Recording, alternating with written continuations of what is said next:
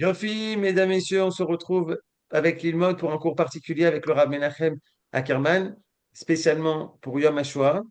Et dans le cadre des cours, en général, le lundi, on étudie les enseignements du Gaon de Vilna dans Collator. Je crois que tu as sélectionné peut-être un passage où les enseignements et du Gaon de Vilna et de Manitou qui nous parlent de la Shoah. Est-ce que le Gaon de Vilna avait prévu l'éventualité de la Shoah? C'est le thème aujourd'hui. Et bien sûr, on a une pensée pour, pour tous ceux qui sont morts, qui ont été tués pendant la Shoah, et également aux rescapés de la Shoah, qui sont encore parmi nous, ou ceux qui sont déjà partis, comme par exemple ta mère Menachem Rav Ackerman, puisqu'on avait écouté son témoignage, et je crois maintenant, je ne sais plus, 4 ans ou 5 ans, qui avait fait un court témoignage avec elle. Bechavod, Rav. Absolument. Toda Rabba. Alors merci et Bémet, bonsoir à tout le monde et Rev Tov. Et Bezrat Hashem, j'ai imprimé à la fin de la feuille Quel Malé Rachamim. Comme il ne fait pas encore nuit, donc je pense que c'est mieux de terminer le cours avec le Quel Malé Rachamim pour les victimes de la Shoah. Et comme tu as dit, tout d'abord, que le Limoud soit le Ilou Nishmat, mon grand-père, ma grand-mère, Hashem Kom Damam, et les parents de ma mère, Zichrono Livracha, qui sont morts à Auschwitz en 1942, en Tafshin Bet, Hashem Yikom Damam, et tous les 6 millions de juifs chez Masrou Nafsham al Kedushat Hashem, et qui ont été aussi assassinés al Kedush Hashem pendant la Shoah. Alors, Besséder, ce que je voulais quand même euh, dire, c'est que l'essentiel, je me sens des fois mal à l'aise quand je fais le cours le jour de Yom HaShoah. Pourquoi?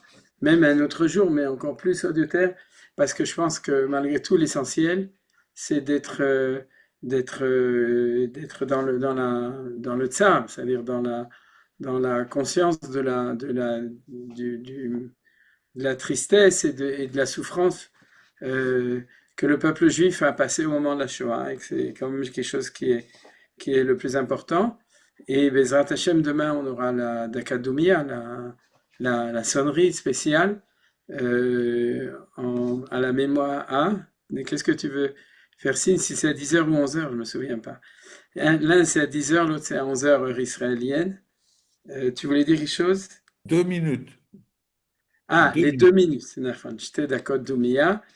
Et, et chaque fois, je rappelle que dans la Parashat Hashavua, tout le monde y pense, puisque Yom HaShoah, ça tombe toujours au même moment que Parashat Shmini, où il y a marqué Vaïdom Aaron, et qu'il était en silence.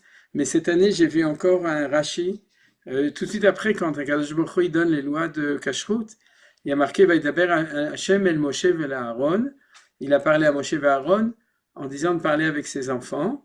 En tout cas, c'est l'explication de Rashi. Rashi dit que puisque tout le monde a su recevoir la Gzera Bedoumiya en silence, alors Ishva et Kulam Bedoumiya, Kadosh Baruch Hu, dans le passuk, il les a mis tous sur le plan d'égalité avec ce silence, et donc il leur a parlé ensemble. Et j'ai pensé qu'on peut arrêter le Rashi au milieu en disant que dans le silence, c'est là où il y a une ashva'a, c'est-à-dire que quand on parle, chacun il a sa chose à dire, mais quand on est en silence, ça permet vraiment d'unifier tout le monde. Et on sait qu'une des choses qui est les plus importantes, maintenant comme tout le temps, c'est l'unité du peuple. Et de penser que pendant ces 2 minutes, comme tu as dit, merci Ali, et ce sera la même chose pour Yom HaZikaron la semaine prochaine, tout Am Israël, c'est-à-dire les millions de juifs qui habitent en Eretz Israël et d'autres qui se lient avec nous aussi au même moment grâce à la technologie dans le monde entier, mais en tout cas, les millions de juifs qui habitent en Eretz Israël seront ensemble dans le rappel du souvenir de la Shoah, de Prinat Zachor al Tishkar, de se souvenir et de ne pas oublier. Et le silence, c'est la meilleure manière pour vraiment unir chacun peut penser autrement.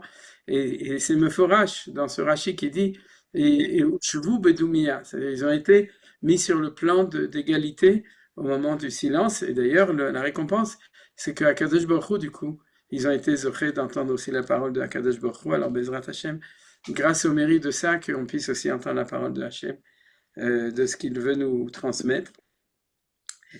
Mais malgré tout, malgré le fait que je sens que l'essentiel, c'est Zikaron Basalon, c'est Zikaron, c'est d'entendre les témoignages et de pouvoir rentrer dans l'historique de la Shoah. Mais malgré tout, il y a un autre aspect qu'on ne peut pas éliminer, qui est le fait que quand Akadosh Baruch Hu nous dit Zachor et Asher Asa Lecha Amalek Velo Tishkach, c'est pas la journée du souvenir dans le sens justement uniquement entendre des témoignages, se souvenir, mais Zachor Al Tishkach, ne pas oublier, et se souvenir, c'est tirer les conséquences pour que ça ne revienne plus. C'est-à-dire que de donner le sens des choses, comprendre le sens des choses et avoir aussi des prises de position effectives pour empêcher que une autre Shoah puisse revenir. Et malheureusement, la volonté des Iraniens, de tous nos ennemis musulmans d'Afghan, depuis toujours, mais depuis le début du sionisme et depuis le jour de Simchat Torah, il y a 2 ans et demi, un peu plus de 2 ans et demi, c'est une volonté qui est de l'ordre de la Shoah, de nous exterminer. Et on a, entre guillemets, l'Am Israël, le peuple en Israël, a fauté dans un manque de souvenirs et de mémoire pour pouvoir se défendre comme il faut et même attaquer et éliminer nos ennemis de Amalek. Ce qu'on fait depuis, c'est-à-dire on a fait Tchouva et puis depuis j'arrête pas de parler que de ça, et il n'y a pas que moi. Au niveau du Limud Torah, du fait qu'on a fait une Tchouvat Mishkal avec toute la souffrance de ce qui s'est passé à ce moment-là, il y a 2 ans et demi, mais le peuple juif a vraiment fait la Tchouva dans le sens du Zachor al-Tishkar, c'est-à-dire de comprendre que Amalek, il faut Timchez Amalek, il faut l'éliminer, il faut se battre, et c'est ce qu'on fait depuis Baruch Hashem, et Bezrat Hashem avec une victoire encore plus grande, puisque tout est encore ouvert, et donc tout est encore possible pour continuer dans ce processus de se souvenir, de tirer les conséquences, de ne jamais oublier, et aussi de manière active de Timchet Zechar Amalek, d'éliminer ces Rechaïm, ces gens et ces peuples qui ont comme volonté d'éliminer le peuple juif, comme les nazis au moment de la Shoah et tous leurs acolytes, tous ceux qui les ont aidés. Donc de ce point de vue-là, la chose la plus fondamentale, comme toujours, c'est d'étudier, de revenir aux sources au niveau de la Torah. C'est ça qui est la chose la plus importante.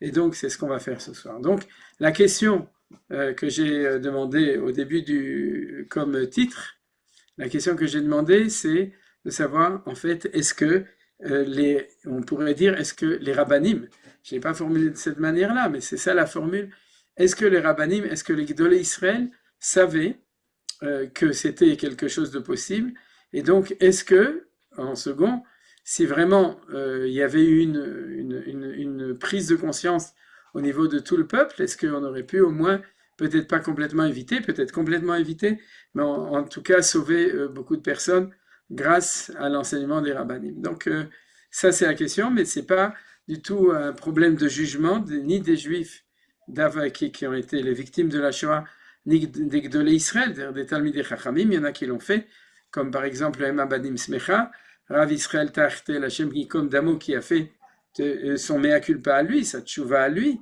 en disant qu'il était responsable, il a pris la responsabilité en tant que Gadol Israël, et aussi il a parlé aussi des autres Gdolim qui auraient dû prévenir, qui auraient dû enseigner cette Torah-là. Donc la réponse elle est positive, les Gdolei Israël savaient, et en tout cas certains Gdolei Israël, les Gdolim, et comment ils savaient, c'est-à-dire quelle est la source qui permet de savoir toutes ces choses-là. Alors, pour développer le sujet, on va commencer, donc j'ouvre bien entendu le texte, de savoir sur cette question, et comme d'habitude, non seulement on va parler de Shoah, mais on va quand même toujours commencer par notre tfil habituel, parce que c'est comme ça que nous sommes aussi dans la réponse de la Shoah, grâce à ça. On revient au tout début. Voilà. Donc, les Ilou Nishmat, Michel et Joar Malka, Michel et Gérald Sananes, et le Nitzachon Tzvaïnu Tzvagana l'Israël. Et on en a bien besoin, d'abord parce que nos soldats sont en train de se battre au Liban, et parce qu'on en a d'autres qui sont aussi dans le sud, et parce que Kaniré, que jusqu'à la semaine prochaine, on recommence aussi avec l'Iran. שנזכה להשמיד להרוג ולאבד ולשבר את כל אויבינו, ננצח את העמלק של פרס ושבכל אתר ואתר לגרש. ולעילוי נשמת ונקמת דמם של רבבות יהודים, 6 מיליון מבני ישראל, שנשחטו, נטבחו, נחנקו ונשרפו על ידי הגרמנים ושאר העמים בשואת אירופה. הרנינו גויים עמו, כי דם עבדיו ייקום, ונתקם ישיב לצריו, וכיפר אדמתו עמו. Alors, le premier texte qu'on va étudier se trouve en plus développé dans la parole et l'écrit, dans le Mahamar, que en fait, je me rends compte que d'année en année, on étudie morceau par morceau. Je vois que Nicole a déjà fait ses shiur et bait. La parole et l'écrit, avec ça, c'est plus difficile de voir. En tout cas, la parole et l'écrit, tome 1, voilà, vous le voyez plus ou moins. Mais il y a un article extraordinaire qui était d'ailleurs traduit en hébreu et qui est dans un des livres de Manitou en hébreu. Donc pour ceux qui lisent en hébreu, celui où il y a aussi le Misped et aussi sur Sfirat HaOmer, bleu-blanc, j'ai oublié maintenant son nom, mais en tout cas que vous pouvez trouver. Et bien entendu, il n'y a pas de Mahamar plus fondamental sur la Shoah au niveau Emouna que l'article de Manitou. Je ne connais pas, en tout cas. Je sais qu'il y a encore des gens qui ont écrit, mais pour autant que je sache, ce qu'a écrit Manitou, c'est extraordinaire. Il analyse toutes les options de Emouniot, c'est-à-dire au niveau de la relation vis-à-vis de Akadosh Baruch Hu, en commençant d'ailleurs par celle qui élimine Dieu, en disant où était Dieu à Auschwitz, donc il n'y avait pas de Dieu, Chas v'Shalom, et en prenant toutes les options juives et non juives, et en fin de compte en donnant l'option qu'il propose. Et aujourd'hui, on va voir une petite partie de l'option de Manitou aussi, dans l'étude de la parole et l'écrit qu'on va étudier aujourd'hui aussi.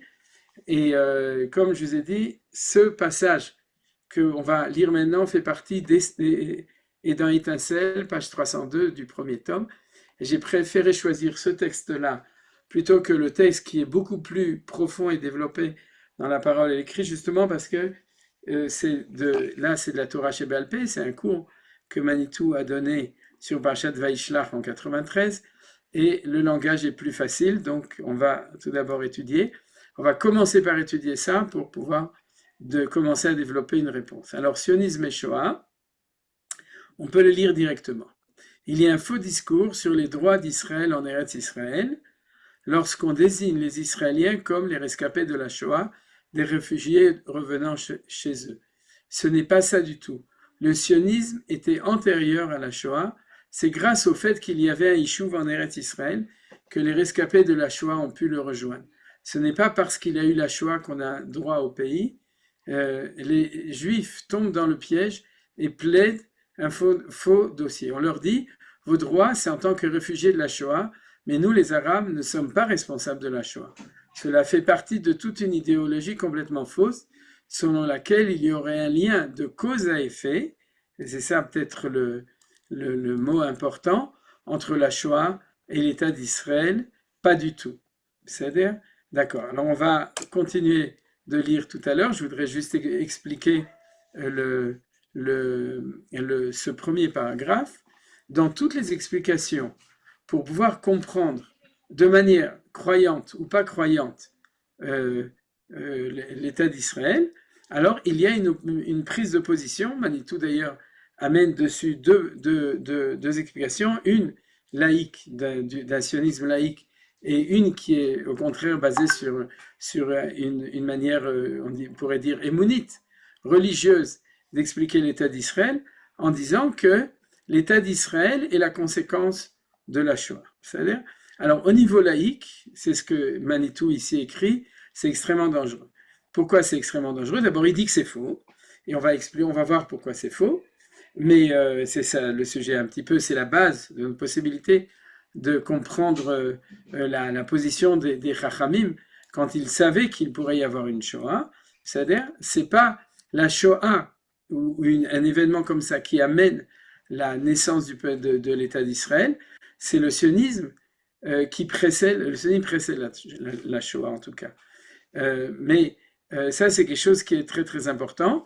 Mais c'est-à-dire, ça c'est ce que dit, et le danger de cette position-là, c'est du coup d'être en porte-à-faux avec le peuple palestinien et la charte de l'OLP et avec l'idéologie palestinienne. Pourquoi? Parce que si jamais tu justifies le droit du peuple juif à un État par le fait qu'on a été maltraité dans la Shoah, la réponse des Arabes est évidente, c'est les nazis qui vous ont massacré, faites un État juif en Allemagne. C'est-à-dire, donc, et en tout cas, ou demandez qu'ils vous trouvent une solution pour un État. Ma, anachnu hashemim, en quoi nous sommes responsables. Et cette prise de position qui, au début du sionisme, semblait attirante, est tellement grave au niveau des conséquences que c'est une des raisons pour laquelle il y a aujourd'hui une crise au niveau du sionisme de gauche, une crise d'identité au niveau de la pensée, en quoi moralement c'est justifié d'avoir pris la terre des Arabes pour revenir en Israël. Si tu ne te bases pas sur la promesse qui a été faite au patriarche et sur un sionisme qui précède, mais si tu te trompes dans cette opinion-là, alors à un moment ou une autre, dans les années 90, dans les années 2000, c'est-à-dire au bout de quelques dizaines d'années, tu te demandes pourquoi ne pas plutôt donner une aflaya metakenet, c'est-à-dire une préférence aux Palestiniens au niveau de la morale, puisqu'eux étaient là avant, et nous, on est venus parce qu'on était réfugiés de la Shoah. Donc vous voyez que cette question, comme j'ai dit, les questions de la relation entre Shoah et le sens de la Shoah sont extrêmement importantes dans les conséquences possibles. Maintenant, la deuxième proposition que Manitou va refuser, de nouveau, elle est beaucoup mieux expliquée dans la parole écrite, je vous le cite par oral, page 300, non, la page exacte, je pourrais vous la donner, c'est 307.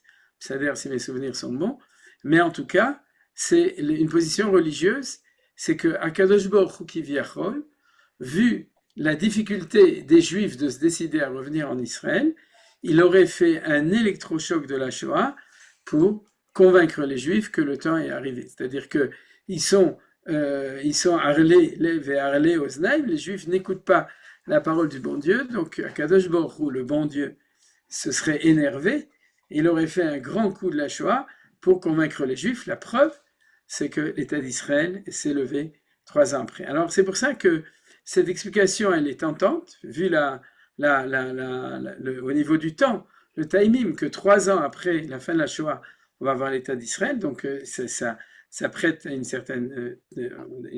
on peut être tenté d'expliquer comme ça, et Manitou réfute de manière absolue. Du côté religieux, il dit, Akadosh Baruch Hu, il ne joue pas à ce genre de jeu.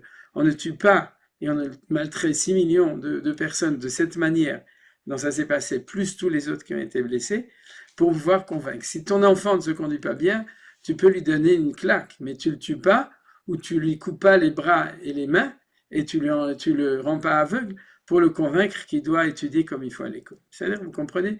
Et donc, cette position, que ce soit au niveau laïque, politique, ou au niveau religieux, est inacceptable au niveau du sens de la Shoah, c'est-à-dire, et ensuite aussi de la relation, puisqu'on la met en relation avec l'État d'Israël. Voilà, c'est ça qu'il est dit ici. Il n'y a pas, c'est pas parce que c'était 3 ans après qu'il y a une relation de cause à effet entre les deux. Pas du tout. Alors on va continuer. L'État d'Israël a sa propre problématique bien avant l'hitlérisme. Au contraire, l'hitlérisme, et c'est pour ça que j'ai choisi ce texte parce qu'il est très fort de Manitou, l'hitlérisme a empêché que l'État d'Israël ait l'envergure qu'il aurait pu avoir en supprimant 6 millions de citoyens potentiels. Vous comprenez?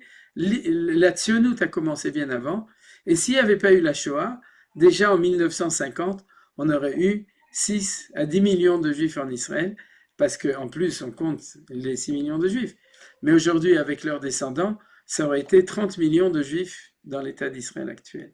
Donc il faut bien comprendre que c'est un tel non-sens de proposer ça, c'est exactement le contraire. La Shoah n'est pas la source de l'État d'Israël. La Shoah a fait comme Yaakov, qui est sorti du combat avec Esav en étant Tsoléa l'Irecho, en étant, comment on appelle ça en français? Tsoléa, il était, non, j'ai le mot. Boiteux. Voilà, il était boiteux, Todarabashira, Autodavar, c'est-à-dire le peuple qui a construit l'État d'Israël depuis 48 et jusqu'à aujourd'hui, c'est malheureusement un peuple qui est boiteux parce que les nazis et tous leurs acolytes nous ont blessés de manière terrible en assassinant un tiers du peuple juif et en blessant les autres, que ce soit au niveau physique ou au niveau moral. et psychologique. Donc c'est ça qu'il dit, il faut faire de l'ordre dans notre marchava. L'objectif, maintenant on continue, de l'hitlérisme était précisément d'empêcher la réussite du sionisme. Donc si déjà on voulait proposer une cause à effet, elle va être dans l'autre sens. C'est parce que la tzionout avait commencé bien avant, que l'Europe, d'abord l'Allemagne et ensuite tous les gens qui les ont aidés, ont fait ça pour, de manière désespérée, essayer d'empêcher un processus qui avait déjà commencé.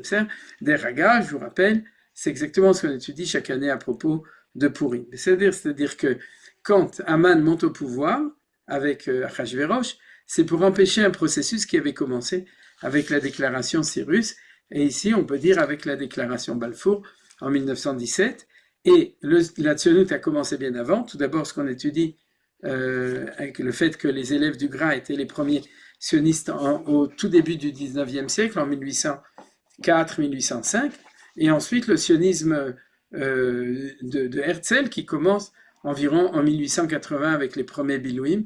Donc bien avant, 70 ans ou 140 ans, puisque si on prend le gars de Vilna qui a prévu, on va le voir, mais qui a aussi prévu qu'il fallait commencer, donc justement pour empêcher que ce soit une ras de shalom, une shoah définitive ou des choses comme ça. Donc comme dit Manitou, il faut inverser les valeurs. Le sionisme a commencé avant, et c'est parce qu'il a commencé que les nations européennes se sont réveillées pour essayer d'empêcher la Géoula en disant si jamais tous les Juifs sont morts, Dieu n'aura plus de soldats pour réussir sa Géoula. C'est exactement le Lachon qu'on étudie chaque année du Shar HaKavanot à propos de la Dormita quand il parle de Purim. C'est-à-dire que la décision d'éliminer, la solution finale d'éliminer les Juifs, c'est la seule manière dont les Goïms voient comme solution pour empêcher Dieu d'amener la Géoula, d'amener les temps messianiques. Et c'est comme ça qu'ils ont fait de manière machiavélique, de manière terrible, et c'est comme ça aussi que de notre temps, de maintenant, les Iraniens, c'est ce qu'ils voudraient faire, c'est ce que le Hezbollah voudrait faire, c'est ce que le Hamas voudrait faire, enterrer le projet de Géoula, parce que quand on parle de projet sioniste, c'est le projet de la Géoula Achona, de l'ère de Géoula, par faute de combattants, en éliminant Chas de Shalom, bien entendu, en éliminant les Juifs. Donc, c'est dans l'autre sens que les choses sont là. Donc, on continue dans Manitou. Je ne veux pas dire au niveau mystique, c'est beaucoup plus grave que ça. C'est-à-dire que, je ne sais pas exactement ce qu'il voulait dire, mais quand il parle du niveau mystique, c'est le niveau justement de la Dormita. Mais on aurait pu imaginer qu'ils auraient essayé comme de nous assimiler, c'est-à-dire de nous éliminer par l'assimilation, ce qui a aussi été une des entreprises du monde de Esav, c'est-à-dire du monde occidental, de Maasé Amalek, de nous éliminer aussi pour empêcher le sionisme.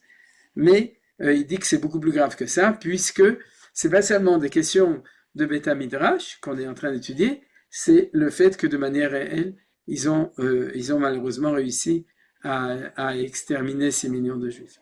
Hachem Ikom Damam. Et aussi Marchemam de tous les nazis. Mais c'est concomitant. Pendant que le peuple juif se prépare depuis la fin du siècle dernier à revenir en Eretz Israël, pendant ce temps, il y a une tentative des nations de détruire le peuple juif. C'est-à-dire, alors le mot concomitant est extrêmement important, et ça, c'est des choses qu'on a déjà étudiées les années d'avant, c'est que Manitou a évité de dire que c'est une situation de cause à effet. Vous savez qui dit que c'est une situation de cause à effet? C'est les Neturei Karta. Les Neturei Karta disent que c'est à cause du sionisme qu'il y a eu la Shoah.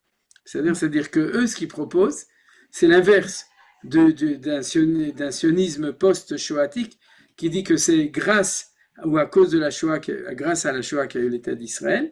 Ça, c'est ce qu'il a refuté. Et il faut faire attention aussi à ne pas dire le contraire. C'est pas à cause du sionisme qu'il y a eu la Shoah. Alors quand même, il y a oui une relation de cause à effet, puisqu'il dit bien que, au contraire, l'hitlérisme a empêché l'État d'Israël et l'envergure, mais cette volonté d'empêcher, elle est suite au fait qu'il y a une volonté de revenir en Eretz Israël. Alors donc, normalement, ça devrait être une équation de cause à effet, et la troisième possibilité, c'est concomitant. C'est quoi concomitant? C'est que ces deux phénomènes qui sont en effet liés entre eux, mais pas par une équation de cause à effet, mais par une équation de deux phénomènes parallèles. C'est-à-dire, alors, je voudrais pas l'expliquer parce que je l'ai expliqué à d'autres moments, et mais si vous savez quoi, on peut pas rester comme ça. Il faut quand même. Alors, je vois que vous insistez beaucoup. Je le vois pas, mais je suppose. Je vais vous expliquer c'est quoi une relation de cause à effet. C'est une relation de vase communicant. Alors, après, c'est toute l'explication de Manitou que on n'étudie pas cette année. C'est quoi vase communicant? Quand la Shrina, quand le peuple juif est en dehors d'Israël, alors la Shrina est en dehors d'Israël avec eux et nous protège. Quand nous revenons en Eretz Israël et que la Shrina revient avec nous, alors la Shrina disparaît de la Galoute et donc les Juifs de Galoute sont en danger et les Goïms de Amalek savent que pour empêcher le retour en Eretz Israël, il y a une vulnérabilité des Juifs quand ils sont en dehors d'Eretz Israël, due au fait qu'il y a déjà des Juifs qui ont ramené la Shrina en Eretz Israël. Je vous ai donné les choses en une phrase. Ne me demandez pas pourquoi c'est pas suffisant, parce que c'est pas suffisant. Et comme je l'ai dit, c'est des choses que j'ai déjà expliquées. J'ai expliqué l'enseignement Manitou avec ses mots à lui sur cette chose-là, et vous le trouverez dans l'article de Manitou, Veria Bercharitayami, mais ce fut à la fin du temps qu'on est en train qu'on va dans 2 minutes lire. Mais c'est-à-dire, et c'est ça l'idée de concomitance, c'est-à-dire qu'il y a deux phénomènes. Un phénomène en Israël, qui est un phénomène de résurrection, et un phénomène en dehors d'Israël, qui est un phénomène de fin d'histoire. C'est-à-dire, alors je vais dire 2 remarques dessus avant de continuer dans l'enseignement de Manitou et de donner la réponse. 2 points importants. Le premier que vous trouverez aussi dans Étincelle, mais je ne l'ai pas mis, c'est que Manitou fait une différence entre le mot Khurban et le mot Shoah. Et il dit qu'au début, après la Shoah, au tout début, on parlait de Khurban, Yahadut et Ropa, le Khurban. Et il dit qu'il faut faire très attention aux mots. Il y a une très grande différence. Khurban, c'est quelque chose qui est détruit et qui va être reconstruit. Et c'est pour ça que quand on parle du Beth Amikdash, on parle de Khurban Abayit, Khurban Bayit Rishon, Khurban Bayit Sheni, Khurban Haaretz. Les Achiv, c'est une destruction qui donne une vision d'une reconstruction. Achad michurvot Yerushalayim, kol hamesemech chatan vekala, tout celui qui réjouit un chatan et une kala, c'est comme s'il avait reconstruit une des churvot. Par contre, Shoah, c'est un événement de destruction qui est définitif. C'est-à-dire comme Attila, là où le passé l'herbe ne repoussait plus, donc c'est la même chose. C'est-à-dire que lorsque le judaïsme d'Europe a été détruit au moment de la Shoah pour Manitou, celui qui tient des discours de reconstruction du judaïsme d'Europe, et qui le fait de manière effective, par exemple, à Paris, dans le 17e, il y a une place de Jérusalem où ils ont reconstruit un très grand centre pour le judaïsme, qui est très bien pour les juifs qui ne sont pas encore revenus. Mais il faut savoir qu'il n'y aura plus de reconstruction du judaïsme en Europe. C'est-à-dire qu'il n'y en aura plus par définition, parce qu'il y a eu une Shoah. C'est-à-dire tout ce qu'on veut reconstruire, c'est de prendre les Baté Knessiot et Baté Midrashot Atidim et de les ramener en Eretz Israël. Et c'est ça le premier point qui est important pour comprendre ce que c'est que la notion de concomitant. C'est-à-dire d'un côté, il y a le destin du peuple juif et des nations dans lesquelles on a résidé en Galoute. Et dans ce cas-là, c'est essentiellement la Galoute Édom, c'est la Galoute de chez Édom, c'est l'Occident chrétien. Et de l'autre côté, il y a la résurrection en Israël. C'est des choses qui arrivent en même temps, mais qui ne sont pas dans la relation de cause à effet. Celui, je vous recommande qu'il le développe de manière extraordinaire, c'est on peut dire Rabbi Avraham Livni, Zecher Tzadik Vekadosh Livracha, dans ses livres Israël, et rappelez-moi le nom de son livre en français, parce que j'ai déjà oublié aussi, que quelqu'un me le rappelle. C'est-à-dire, vas-y Yosef, juste ouvre ton micro ou je te l'ouvre. L'Espérance d'Israël, je crois que c'est l'Espérance d'Israël. Ah voilà, ouais, c'est ça. L'humanité et l'espérance d'Israël. Le retour d'Israël et l'espérance de l'humanité. Voilà, il y a fait mieux. Or, dans le premier chapitre, vous verrez que Avraham, qui a étudié chez Manitou, développe cette idée de concomitance encore plus que Manitou. C'est-à-dire, c'est un chapitre entier, et je vous engage, si c'est le sujet qui vous intéresse, à relire, ou lire ou relire, des Ragav aussi de nouveau. Il est aussi ressorti en ivrite dans une nouvelle édition pour vos enfants et vos petits-enfants qui lisent pas le français forcément, en tout cas même s'ils le parlent, ils le comprennent pas à l'écrit. Donc je vous engage aussi à à reprendre cet enseignement.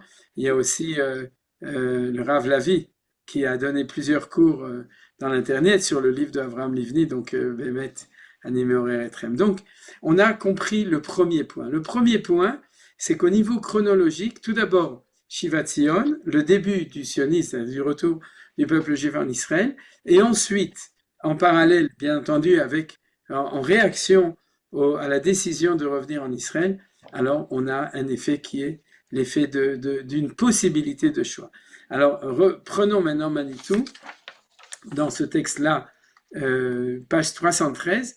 Ce qu'on lit maintenant, c'est le début de la réponse de Manitou après qu'il ait présenté la fresque de toutes les options inacceptables, et il explique combien ils sont inacceptables et des fois pire qu'inacceptables. C'est-à-dire au nom de Dieu, c'est ce qu'on appelle du blasphème, ou sur le peuple juif, ou sur Akadosh Baruch Hu, dans des essais ou des opinions d'explication de la Shoah au niveau émouni, au niveau de la émouna. Je ne veux pas dire théologique, mais au niveau émouna.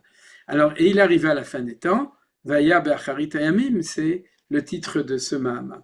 Nous avons tenté de passer brièvement en revue l'ensemble des opinions existantes sur la question. Je vous fais remarquer que, personnellement, je vois d'après les textes que j'ai marqués les années d'avant, qu'on n'a jamais étudié ça ensemble, nous. C'est-à-dire, donc, c'est la première fois. On peut dire, en un mot, qu'aucune n'est susceptible de fournir une compréhension fondée sur le rapport de la foi juive traditionnelle au problème. C'est-à-dire, même si elle se réclame de la Torah, Beshem Shamaim, d'accord, que ce soit des options Harediot ou des options même, par exemple, le Rav Yosef Dov Soloveitchik, qu'il cite, et d'autres qui parlent sur la liberté humaine, par exemple, le concept de Bechira Chovshit qui veut expliquer la Shoah au niveau de la liberté des Goïms de faire ce qu'ils ont fait. Alors, il a repoussé tout ça dans les pages d'avant. Il dit, tout ça c'est très beau, mais c'est pas la tradition juive. C'est des explications éventuellement juives, c'est des livrets de Torah, mais ça ne va pas dans le sens de notre tradition, foi juive traditionnelle au problème. C'est seulement si nous découvrons dans les propos de nos sages des sources montrant que la Torah est consciente de la possibilité de la survenue d'un événement aussi effroyable que nous pourrons atteindre un niveau de compréhension où les côtés positifs des approches précitées trouveront a posteriori leur pleine signification. C'est-à-dire quoi? C'est-à-dire d'un côté, il faut retourner aux vraies sources, comprendre où les Chachamim ont parlé de cette éventualité, c'est le sujet dont on parle, c'est-à-dire où est-ce qu'ils avaient prévu cette possibilité, selon quel mécanisme de l'histoire, c'est-à-dire selon quelle loi de l'histoire, et après ça, en corollaire, on peut aussi accepter qu'il y a certains éléments qui sont valables dans les autres explications, comme celle justement de Rav Soloveitchik, qui parle de la liberté humaine, et encore d'autres, c'est-à-dire ou même la relation de la Shoah qui a boosté la possibilité de l'État d'Israël, bien entendu. C'est-à-dire, mais ce n'est pas la cause.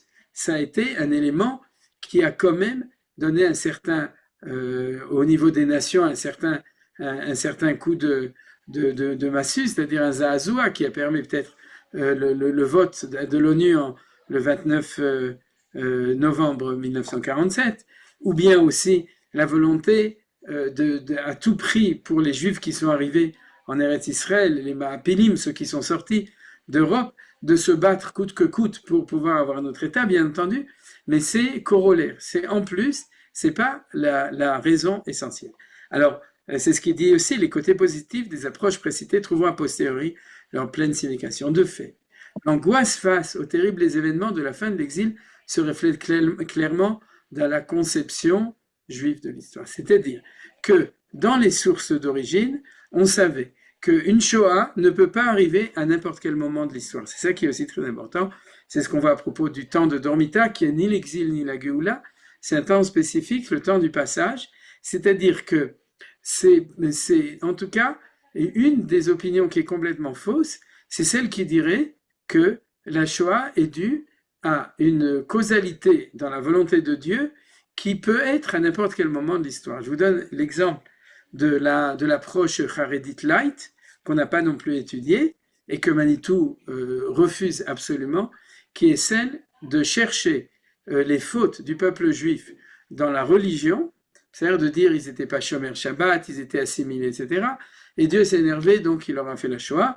Comme au moment du premier temple, il faisait de la Avodah Zarah, donc il a détruit le premier temple.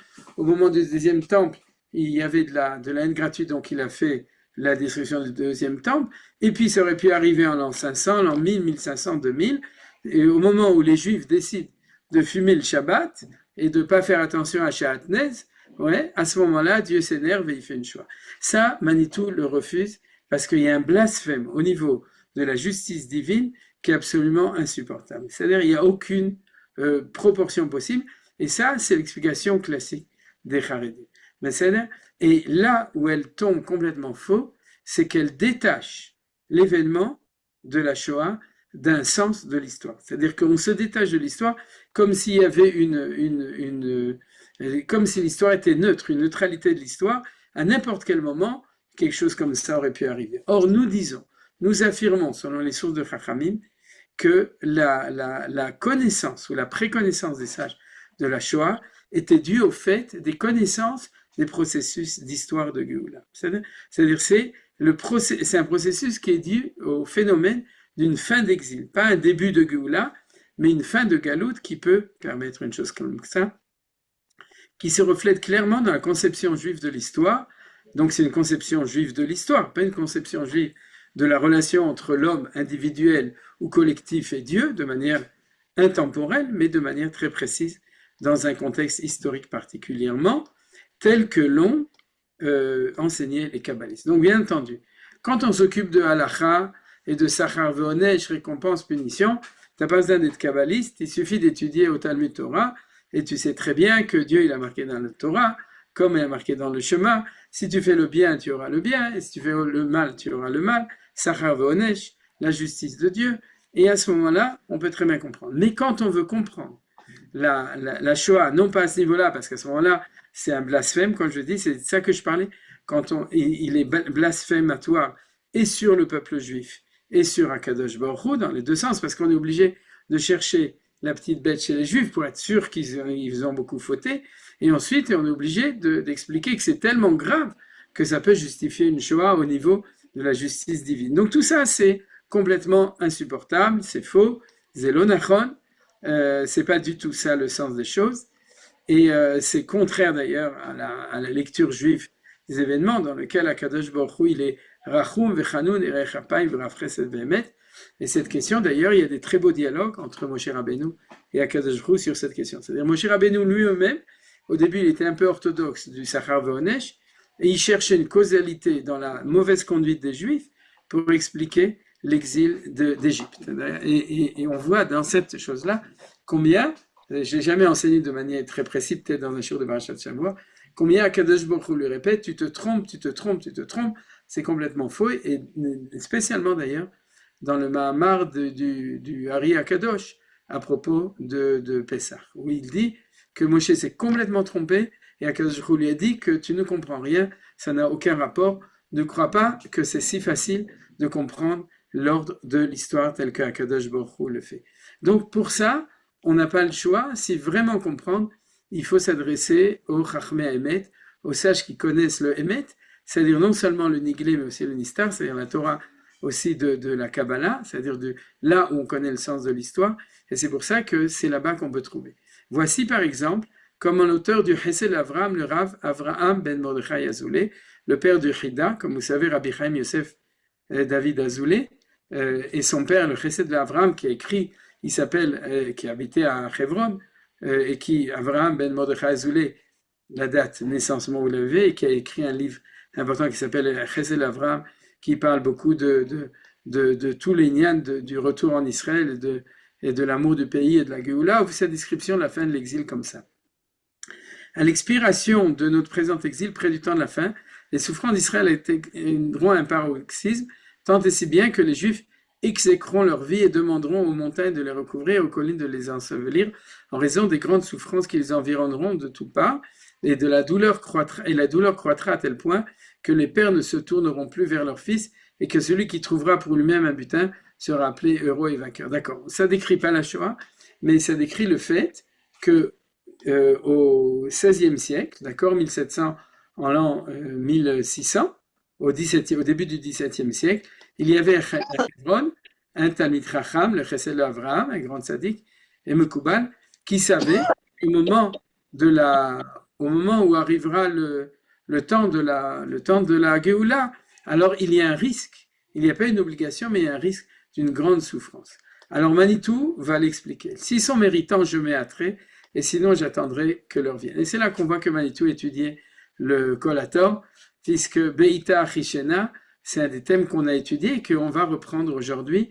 En son temps, je vais atterrir. Vous vous souvenez, c'est-à-dire que quand Dieu parle de la Géoula, il dit en son temps, je vais atterrir. La question se pose de savoir pourquoi de telles souffrances devront survenir. C'est ça la grande question. C'est-à-dire, Akadosh Baruch Hu Rachum Vechanun, pourquoi est-ce que ce genre de choses peut arriver? Il n'est pas obligé d'arriver, mais il peut arriver.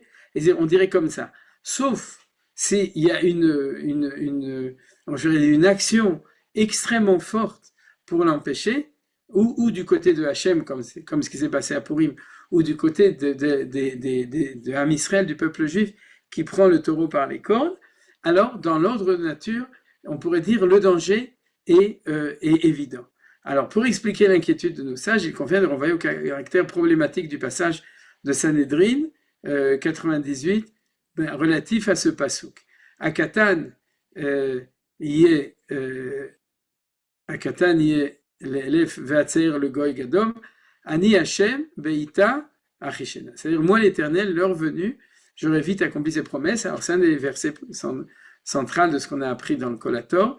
Et il ramène la Gemara qui dit comme ça. Il y a marqué l'heure venue, il écrit j'aurai vite accompli. C'est-à-dire que la Géoula vient où en son temps, ou accélérée. Et la Gemara répond s'ils sont méritants, je m'attrai, et sinon, j'attendrai que l'heure vienne. De fait, et on revient à un thème qu'on a étudié dans le Kolator, il est possible d'atteindre la fin de l'exil de ces deux façons. C'est-à-dire il y a deux options au niveau de la Géoula qu'on a étudié dans le premier chapitre du Kolator. Si le mérite du peuple d'Israël est suffisant, et il est de notre devoir de comprendre la nature du mérite requis, parce que c'est pas forcément que de la religion, ça peut être le fait justement de mériter la Messirut Nefesh, de revenir en Israël, mais en tout cas, si on a assez de mérite, alors il est promis que l'exil s'achèvera au mieux. C'est-à-dire, s'il est accéléré, Achishena, c'est-à-dire qu'il est avant le deadline, le dernier moment, alors c'est qu'il est arrivé avant parce qu'on était méritant, et donc il arrive de manière miraculeuse et de manière facile. S'il ne l'est pas, et c'est-à-dire que si l'exil ne se termine pas avant son temps, de manière anticipée, mais au moment qui était prévu, et c'est ce qu'on a vu dans le Kolator aussi, que c'est à ce moment-là que ma chère Ben Yosef arrive en premier dans ce qu'on appelle la Géoula Beïta en son temps, l'exil s'achèvera de lui-même selon le fonctionnement des règles de ce monde. C'est-à-dire que les lois du monde lui-même font que l'exil doit arriver, c'est ce qu'on appelle un deadline, dans le sens où on ne peut plus attendre après. Et comme on ne peut plus attendre après, c'est obligé que ça arrive. C'est ainsi que nous trouvons deux types de discours dans la littérature rabbinite récente de ce sujet. Pourquoi? Parce que les rabbanim proposaient les deux options. Vu qu'ils étaient avant le temps de Géoula, excusez-moi, je vais juste allumer la lumière. Ils proposaient les deux options. Une des options, c'était au cas où ce sera accéléré, et la deuxième au cas où c'est pas accéléré. Donc ils disent la Géoula va venir, le Mashiach va venir, tout va bien, il va ramener tout le monde sur des ailes d'aigle, et chacun va arriver en Israël, et il n'y aura pas de guerre, et le loup pètera avec l'agneau, et le temple sera déjà reconstruit, et tout le monde sera tzadikim, et tous les goïms vont nous servir. Tout ça, c'est ce qu'on enseigne dans les écoles religieuses en dehors d'Israël pour faire croire à une image comme ça. Et en fait, Manitou dit, c'est l'option, la première option, c'est-à-dire c'est avant la fin, d'accord? D'une part, des propos relatifs à la première voie, celle du mérite, décrivant la fin de l'exil dans la gloire et la splendeur, et par le moyen de miracles manifestes, et de l'autre, des propos relatifs à les délivrants venus à l'heure, exprimant une profonde inquiétude. Vous avez compris? C'est-à-dire que les Chachamim savaient que si la Géoula venait en son temps, à ce moment-là, ils commençaient à s'inquiéter. Ils savaient que si elle viendrait accéléré, alors no, don't worry, be happy, il n'y a pas besoin du tout de s'inquiéter. Dès lors que le choix est donné à l'avance, il n'y a pas de contradiction de principe entre ces deux types de propos. Vous comprenez? C'est-à-dire que les deux options sont ouvertes. On peut voir. Alors maintenant, qu'est-ce qui se passe? Au fur et à mesure que le temps passe, comment nos sages ont réalisé toujours davantage que notre peuple allait dans le sens du second choix.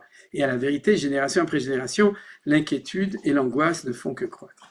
Vous comprenez? C'est-à-dire que à partir d'un certain moment, et pour nous, c'est le Gaon de Vilna qui est au XVIIIe siècle, dans 1700 et quelques, c'est-à-dire de 1720 à 1780-90, il constate que le temps est arrivé, puisque pour lui, il est né, où il arrive à la première heure de la Géoula en son temps, Beïta, puisque c'est en 5700, 5700, oui.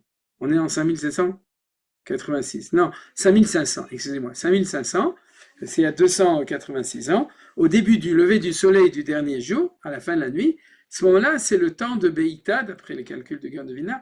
Donc le Gaon de Vilna sait ça. Il sait que c'est terminé avec l'option accélérée dans, comme dit Manitou, dans la gloire et la splendeur et le moyen de miracle manifeste, comme on entend dans les discours des Haredim, qui mettent cette ramère Mitzrim Arenim Niflaot, tout ça va être comme avec Moshe Rabbeinu, les Makot et le passage de la mer Rouge, et vous n'avez rien besoin de faire.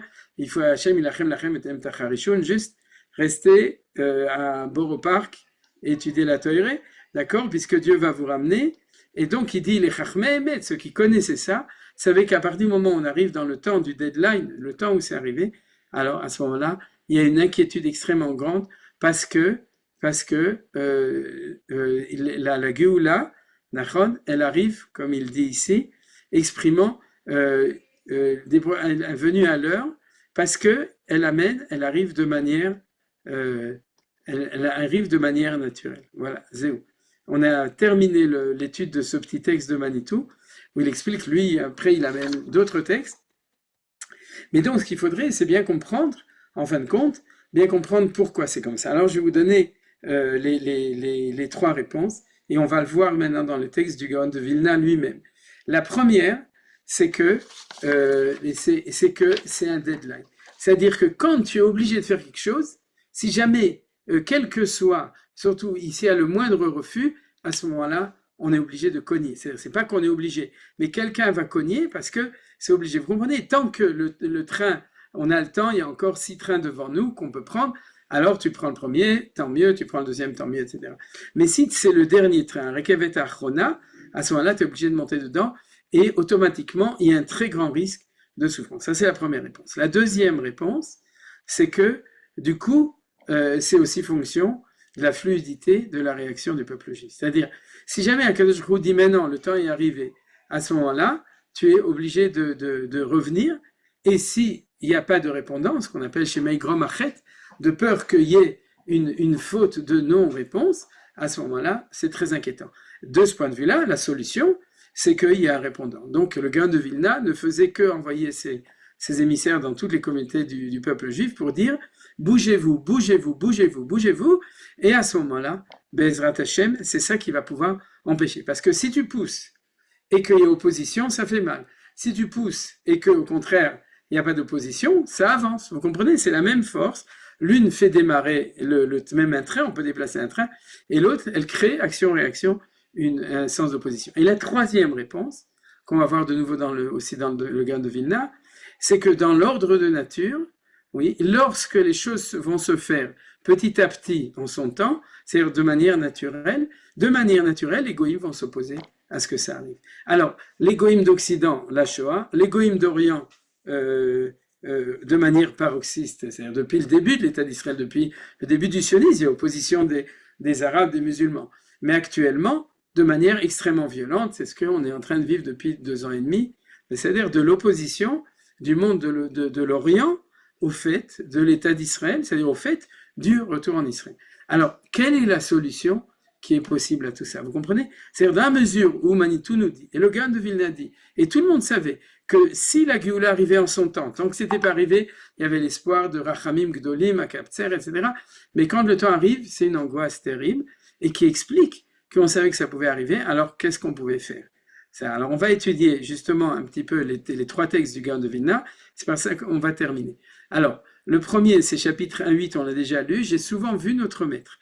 Notre maître, c'est le Gaon de Vilna, qui faisait des allers-retours dans sa chambre et déclarait sur un ton véhément, mais ton véhément, c'est traduction en français, Saharat Nefesh, c'est-à-dire avec absolument une tempête de sentiments et avec une angoisse terrible. Maître du monde, Riboy Neshelolam, n'as-tu pas une voie intermédiaire entre leur venue et je mets à terre. Et vous comprenez? C'est-à-dire qu'il dit, il avait bien compris, comme Manitou l'a expliqué, que le problème, c'est que quand l'heure viendrait, il n'y a pas, on ne se hâte pas. C'est-à-dire les choses, ils vont arriver petit à petit. Nous nous en tenons de toute notre force au sens premier de tes promesses. Je suis l'Éternel, l'heure venue, je mets à terre. Ani Hashem ve'ita cheshena. C'est-à-dire que qu'est-ce qu'il disait? Il disait, Ribono Shel Olam, s'il te plaît, quand le temps va arriver, fais que ça aille le plus vite possible. Pourquoi? Parce que plus ça va lentement, plus cela donne le temps à nos ennemis de s'organiser pour contrecarrer. Comme maintenant, ces 2 semaines de cessez-le-feu, ça nous permet à nos soldats de se reposer, de se réarmer, mais ça permet aussi, Imar-Shemam, aux Iraniens, de se réorganiser un petit peu et de se réarmer. Donc c'est très dangereux. Il ne faut pas leur donner le temps. Vous comprenez? Or, la sortie d'Égypte est dans l'essence de Achishena, l'accélération pour permettre d'empêcher aux Égyptiens de pouvoir réagir. Ils n'ont pas le temps de réagir. Encore une maca, et encore une maca, et encore une maca, et ensuite le passage de la mer Rouge. Si le processus est naturel, le processus c'est ce qu'on appelle kima, et lentement, et quand c'est lent, ça fait très peur. Parce que si c'est lent, tout le monde comprend que les Juifs sont en train de rentrer, et au début, il y a 600 Juifs, et après, il y a 6000 Juifs, après, il y a 60 000 Juifs. Mais c'est tellement facile d'étouffer un processus comme ça dans l'œuf. Donc, en fait, dès que le sionisme a commencé, les Gdolé Israël savaient que c'était une énorme responsabilité, et le Gaon de Vilna disait la solution, c'est de demander à Dieu d'accélérer les choses, et sinon, il était Besséhara Nora'a, parce qu'il avait très peur de ça, vous voyez, de cette chose-là. Alors, on continue. J'ai demandé à notre maître, donc le rabbi Israël de Shklov qui a écrit le Collator, raconte qu'avant de partir, quand il était encore à côté du Gaon de Vilna, il lui a demandé Ma'ef Charlasot, parce qu'il savait, s'il était possible matériellement d'amener à une seule fois tout Israël en Eretz Israël, comment pourrions-nous le faire? Ah, j'ai demandé, en fait c'est exactement comme ça. La version exacte, c'est qu'ils ont demandé qu'est-ce qu'on peut faire pour que la Géoula, elle arrive justement, réponse à cette question, qu'il n'y ait pas de souffrance. Et le Gaon de Vilna a réfléchi, il a dit, la solution pour résoudre le problème, c'est s'il était possible d'amener en une fois 600 000 Juifs en Eretz Israël. Regardez, c'est ce qui a marqué là. Et il dit, s'il était possible matériellement d'amener une seule fois tout Israël en Eretz Israël, comment pourrions-nous faire alors que se posent à nous bien des questions épineuses en ce qui concerne l'organisation de l'installation? Après une longue réflexion consacrée à cette question, notre maître a répondu, s'il était possible d'amener 600 000 personnes en une fois en Eretz Israël, il faudrait le faire immédiatement, car ce nombre de 600 000 a une grande puissance et est parfait pour vaincre Samermem. Samermem, c'est l'ange de Édom et de Amalek qui nous combat. Actuellement, on appelle ça l'oncle Sam, aux portes de Jérusalem. Alors, la rédemption serait achevée tout de suite de manière miraculeuse par les nuées célestes, comme il écrit dans les versets. Uvdoye Hashem Eshuvu, Nuvaot Zion Berina. Ceci fait référence, selon notre maître, au Mashiach ben Yosef, et comme l'ont dit nos sages dans Shabbat, ce verset parle de 600 000 personnes. Nous devons savoir d'avance qu'en face de toutes les bonnes choses qui viendront petit à petit lors des pas du Messie, selon l'important principe de notre maître à énoncer comme expliqué plus haut, viendront des obstacles du côté du Sitra Achra qui sont recensés dans l'enseignement de nos sages, que Dieu nous en préserve. Cependant, grâce à notre action, nous les surmonterons avec l'aide du ciel, comme nous l'ont promis nos prophètes et nos sages, selon les directives de notre maître et de sa sainte bénédiction. Donc vous voyez que le Gaon de Vilna a donné un chidouche extraordinaire. Il a dit comme ça, si on pouvait amener 600 000 juifs, et parce que son élève lui a dit, comment on va ramener tous les juifs? Il a dit, ramener tous les juifs, je ne sais pas. Ça va prendre du temps, c'est compliqué, de ramener tout le monde. Mais il a dit, alors c'est quoi? Il faut 600 000 juifs en Eretz Israël. Pourquoi? 600 000, c'est comme le nombre de juifs qui sont sortis d'Égypte. C'est un nombre secret qui est le support de la Shrina. Et d'ici, il y a 600 000 juifs, il y a la Shrina qui revient. Si la Shrina qui revient, les nazis n'auront plus la possibilité de nous faire ce qu'ils avaient envie de faire, parce que la force de la Shrina en Eretz Israël empêchera cette chose-là. Vous vous rendez compte de la vision du Gaon de Vilna, plus de 100 ans avant, d'essayer de réfléchir quelle pourrait être cette solution pour pouvoir empêcher tout ça. C'est-à-dire, et c'est intéressant, il aurait pu dire reconstruire le temple, il aurait pu dire faire un accord de paix avec les Goïms, avec les Européens, avec les Palestiniens, avec qui vous voulez, les soudoyer, racheter la terre d'Israël, n'importe quoi, ou avoir une armée, tout ça, ou faire la Chaklaout, tout ça, le Gaon de Vilna, il en pense. Mais il parle de population, il en parle dans d'autres endroits, où Chlousé Israël, c'est le secret des 600 000 juifs. S'il y a 600 000 juifs, on ne te demande pas s'ils sont religieux, pas religieux, s'ils sont mieux, plus sadikim, moins de sadikim. S'il y a 600 000 juifs que Mispar Yotzei Mitzrayim, selon le nombre, nous dit le Gaon de Vilna, c'est ça qu'il entrevoyait. Or, quelle était sa souffrance? C'est qu'il comprenait très bien qu'ils ne vont pas venir en une fois. Il n'y avait pas assez d'avions à l'époque pour pouvoir amener 600 000 juifs en une seule fois. Et il savait, lui, il a envoyé 20 élèves, 25 élèves. Et les Bilouim, c'était aussi 30 personnes qui sont montées. Bet Yaakov Lechou, Ben Echaber Hashem, les premiers. Et c'est ça qui les inquiétait. C'est-à-dire, ils savaient que commencer le processus, il fallait, mais le processus est très difficile de le faire avancer très rapidement. Et il réveille, autant nous on avance, autant il réveille le Sitra Achra. Et qu'est-ce que vous croyez qu'aujourd'hui c'est pas la même chose? C'est la même chose.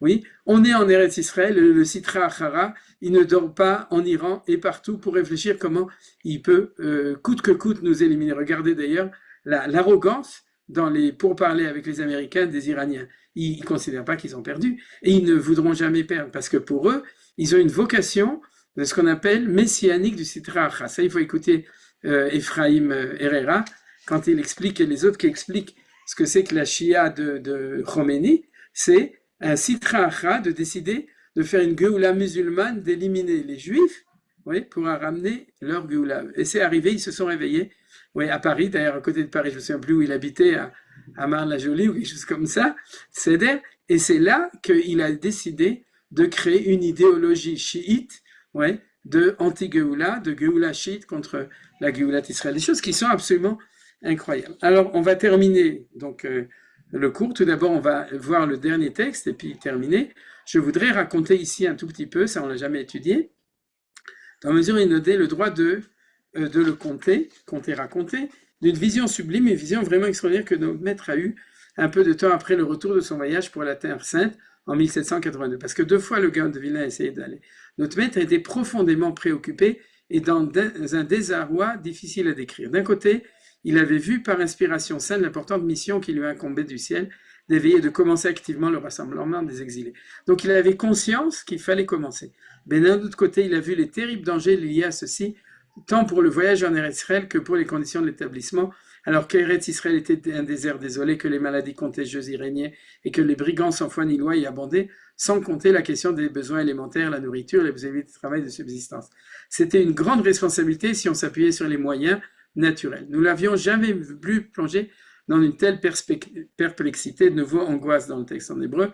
Il a multiplié les prières, accompagnées de jeûnes et de pleurs afin de recevoir une réponse claire du ciel.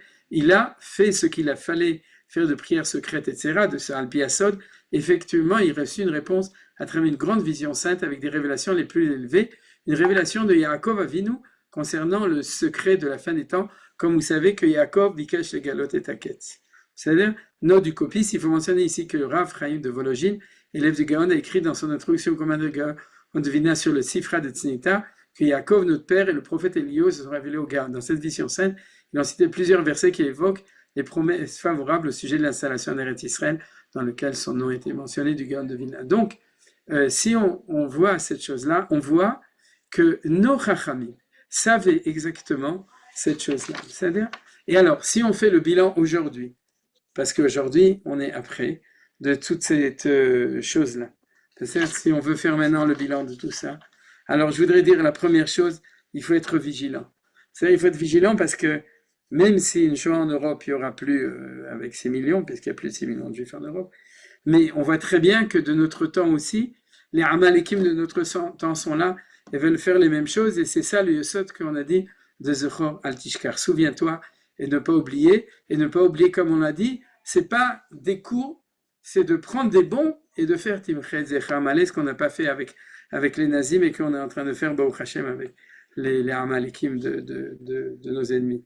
Le deuxième chose, et ça Manitou le répétait souvent, c'est qu'au niveau de l'Occident, on ne sait pas. C'est-à-dire qu'il ne sait pas parce qu'il n'y a plus autant de Juifs là-bas, que Dieu nous a garanti que Amalek ne peut pas se réveiller de nouveau, ouais, en Occident, en Europe, aux États-Unis, etc. On n'a aucune signature de Akadosh Baruch Hu qui nous dit ça. Les Juifs qui sont en galoute, ils sont en danger par définition puisque la Shrina est revenue en Eretz Israël. Elle est plus retournée là-bas. C'est vrai qu'il y a beaucoup d'Israéliens qui se promènent partout et qui amènent un peu de Shrina en Rodou Hashem Kitov, au Népal, etc., un peu partout. Ouais, il y a plus d'Israéliens là-bas qu'en Eretz Israël, des fois. Ils croient, en tout cas, c'est là-bas. Mais il faut savoir, si la Shrina est partie, elle est partie, donc, par définition, la deuxième chose. Et donc, la troisième chose, c'est que il faut absolument que les Juifs y reviennent en Eretz Israël, puisque le Gaon de Vilna, il a parlé de comme phénomène de Achishena, le retour, la Aliyah des Juifs qui reviennent en Eretz Israël. Et de ce point de vue-là, alors, on a un bilan qui est absolument extraordinaire, positif, parce que si le Gaon de Vilna rêvait de quelque chose qu'il croyait absolument impossible, de réussir le plus vite possible de ramener 600 000 Juifs en Eretz Israël. Bechasdei Hashem, on est aujourd'hui en Eretz Israël, non pas Kiflaim, que Yotze Mitzrayim, non pas 2 fois, mais 10 fois, et plus d'ailleurs, plus que 10 fois que Yotze Mitzrayim, on est plus que 6 millions. Et malheureusement, ce chiffre de 6 millions, il est effarant au niveau de la Shoah, et il est la bracha qu'en Eretz Israël aujourd'hui, on a plus que 10 fois le nombre de Juifs qui étaient pour le Gaon de Vilna la condition. Ça veut dire que la bracha est revenue, ça veut dire qu'avec toutes les difficultés, en Eretz Israël en tout cas, on peut se consoler, c'est-à-dire de ce jour de Yom HaShoah, se consoler en sachant que même si ça a pris le temps que ça a pris, même si c'était très lent, et même si le prix qu'on a payé, pas à payer, mais le prix qu'on a payé est terrible, puisqu'on est aujourd'hui au Yom HaShoah, de ces 6 millions de Juifs Hashem Yikom Damam, mais on sait qu'aujourd'hui, les temps sont différents, c'est un temps différent, il y a plus de 6 millions de Juifs en Eretz Israël, la Shrina est là, et Bezrat Hashem, on peut regarder de manière positive qu'Akadosh Baruch Hu nous amène vers des nouveaux rivages de sécurité, de Geoula, de Yeshua, de Bracha pour le peuple juif, Bezrat Hashem, Ad Biad Goel Tzedek Bimera B'Yamenu. Amen.